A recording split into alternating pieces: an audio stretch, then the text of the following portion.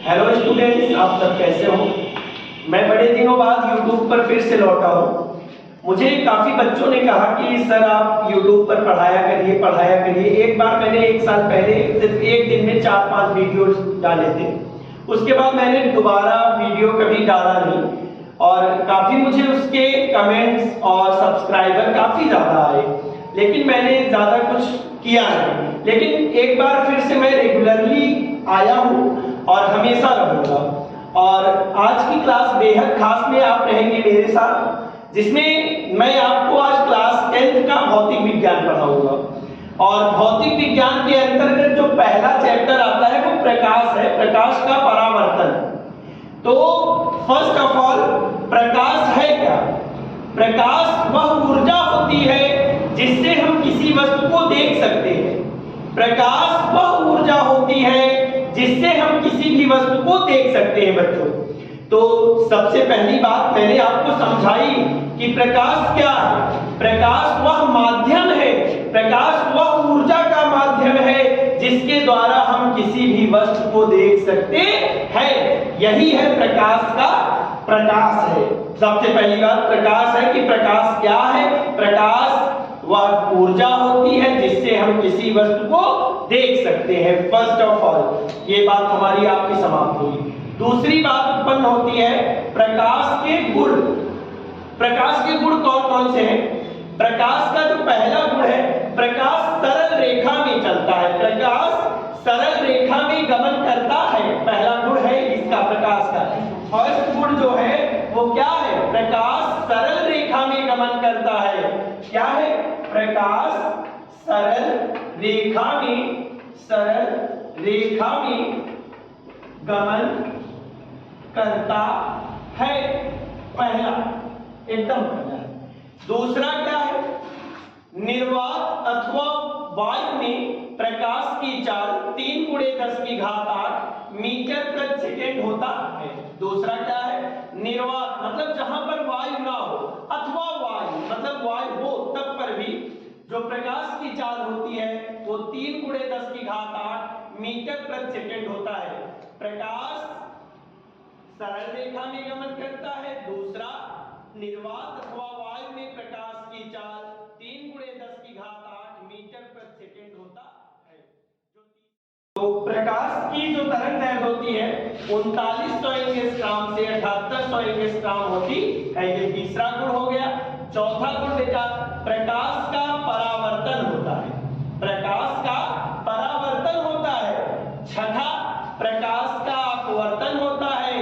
प्रकाश का प्रकीर्णन होता है। प्रकाश का प्रकाश वैद्युत प्रभाव होता है।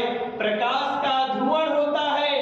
प्रकाश का व्यतिकरण होता है। प्रकाश का विवर्तन होता है। इत्यादि गुण है प्रकाश के। तो मतलब जितने हम लोग कह नहीं सकते उतने गुण होते हैं प्रकाश के। तो पहली बात मैंने बताया कि प्रकाश वह माध्यम है जिससे हम किसी वस्तु को देख सकते हैं। दूसरी बात मैंने बताई प्रकाश के गुण, प्रकाश सरल रेखा में गमन करता है। तीसरा मैंने बताया प्रकाश की जो तरंग दैर्घ्य होती है 3900 एंगस्ट्रॉम से 7800 एंगस्ट्रॉम होता है। निर्वात अथवा वायु में प्रकाश की चाल जो होती है वो 3 × 10⁸ मीटर प्रति सेकेंड होता है। फिर हमारी आपकी बात चलेगी प्रकाश के गुण के बारे में और भी कि प्रकाश का परावर्तन होता है, प्रकाश का अपवर्तन होता है, प्रकाश का ध्रुवण होता है, प्रकाश विद्युत चुंबकीय तरंगों के रूप में चलता है। ये सब प्रकाश के गुण है बेटा। फिर हमारी आपकी बात चलेगी प्रकाश का परावर्तन। प्रकाश का परावर्तन, प्रकाश का परावर्तन है क्या? परावर्तन का मतलब जब प्रकाश किरण किसी पालिशदार अथवा चिकने तल से टकराता है और टकराकर पुनः उसी माध्यम में वापस लौट जाता है, इस परिघटना को प्रकाश का परावर्तन कहते हैं। जब प्रकाश किरण किसी पालिशदार अथवा चिकने तल से टकराता है और टकराकर वापस उसी माध्यम में वापस लौट जाता है, इस परिघटना को प्रकाश का परावर्तन कहते हैं। प्रकाश का परावर्तन क्या है? प्रकाश का परावर्तन मैंने बताया, जब प्रकाश किरण किसी पालिशदार अथवा चिकने तल से टकराता है और टकराकर उसी माध्यम में वापस लौट, जैसा कि मैंने जो बताया अभी कि जब प्रकाश किरण किसी पालिशदार, ये पालिशदार तल है बेटा, ये क्या है? पालिशदार तल है। जब इस पर प्रकाश किरण पड़ती है तो ये जो इस पर टकराया और टकराकर इसी माध्यम में वापस लौट गया, इसी को कहते हैं प्रकाश का परावर्तन। जब प्रकाश किरण किसी पालिशदार अथवा चिकने तल से टकराया और टकराकर उसी माध्यम में वापस लौट गया, इसी को कहते हैं प्रकाश का परावर्तन। और सबसे महत्वपूर्ण बात है बेटा, कुछ चीजें मैं बताऊंगा, बेसिकली उसको आपको जानने की आवश्यकता है। जो आने वाली किरण होती है उसको कहते हैं बेटा आपतित किरण।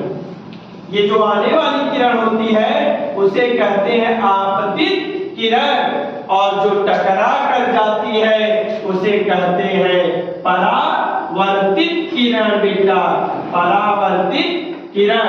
और एक चीज सुनिए, आपतित किरण और परावर्तित किरण के बीच में एक हम लंब डालते हैं और जिसे कहते हैं अभिलंब कहते हैं, इसे कहते हैं अभिलंब। और एक चीज, जहां पर ये किरण आती है उसे कहते हैं आपतन बिंदु, आपतन बिंदु कहते हैं लाल। ध्यान से सुनेंगे मेरे बच्चे, मैं कह पा रहा हूं और आप सुन पा रहे हैं। और देखिए, पढ़ाई का मतलब ये नहीं होता है कि आपने वीडियो स्टार्ट किया, एक बार देखा, उसको छोड़ दिया। उसका मतलब उसको अवतरित करो, अपने अंदर उतारो।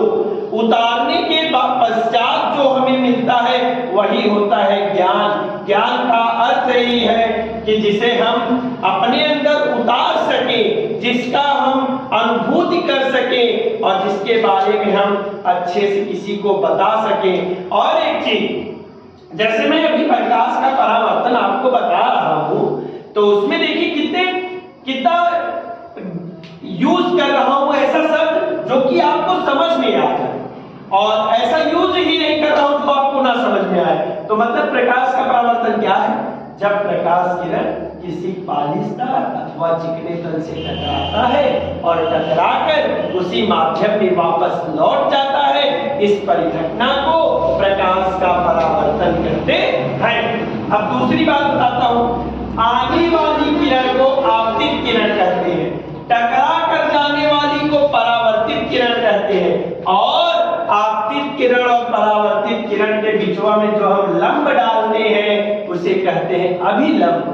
अब बेटा, ये जो बिंदु होता है जहां पर प्रकाश किरण आती है उसे कहते हैं आपतन बिंदु। अब प्रकाश के परावर्तन के कुछ नियम है, उन नियम को ध्यान से सुनेंगे।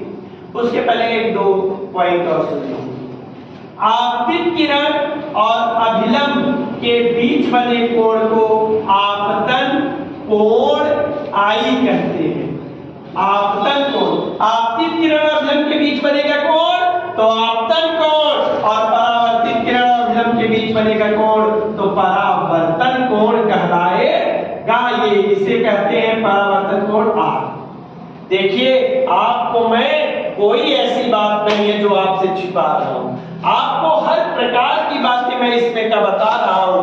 प्रकाश का परावर्तन से रिलेटेड जितने शब्द लिखे गए हैं उन सब शब्दों का मैंने परिभाषा आपको दिया है, और आपका कर्तव्य है कि आप मुझे आगे बढ़ाएं, सब्सक्राइब करें, शेयर करें, बेल आइकन को दबाएं, सब कुछ करें, एकदम ताव के साथ में करें। और ध्यान से सुने कि प्रकाश का परावर्तन आपने पढ़ा और उसमें मैंने बताया कि जब प्रकाश किरण किसी पालिशदार अथवा चिकने तल से टकराता है और टकराकर उसी माध्यम में वापस लौट जाता है, इस परिघटना को प्रकाश का परावर्तन कहते हैं। आने वाली किरण को आपतित किरण, जाने वाली को परावर्तित किरण, और बीच में डाले गए लंब को अभिलंब कहते हैं। आपतित किरण और अभिलंब के बीच बने कोण को आपतन कोण, परावर्तित किरण और अभिलंब के बीच बने कोण को परावर्तन कोण और इस बिंदु को आपतन बिंदु कहते हैं। उसके बाद परावर्तन के नियम,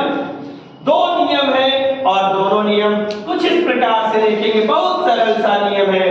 पहला नियम सुनिए, फर्स्ट नियम आपको इसी चित्र के माध्यम से मैं समझा दूंगा और आपको समझ में भी आ जाएगा, रटने की जरूरत यहाँ पे बिल्कुल भी नहीं है। ध्यान से सुने, मैं कह रहा हूं पहला जो नियम है वो ये है कि आपतित किरण, परावर्तित किरण तथा आपतन बिंदु पर अभिलंब तीनों एक ही तल में स्थित होते हैं। पहला नियम मैंने बोला, आपतित किरण, परावर्तित किरण, आपतन बिंदु पर अभिलंब तीनों एक ही तल में स्थित होते हैं। आपतित किरण, परावर्तित किरण, आपतन बिंदु पर अभिलंब तीनों एक ही तल में स्थित होते हैं कि नहीं? है बेटा, कमेंट में जरूर बताएंगे कि है कि नहीं। फिर दूसरा जो नियम है, आपतन कोण I परावर्तन कोण R के बराबर होता है। आपतन कोण I परावर्तन कोण R के बराबर होता है। आज की क्लास बेहद खास ने सिर्फ इतना ही, बाकी भविष्य में कल मिलेंगे आपके साथ इसके आगे की क्लास।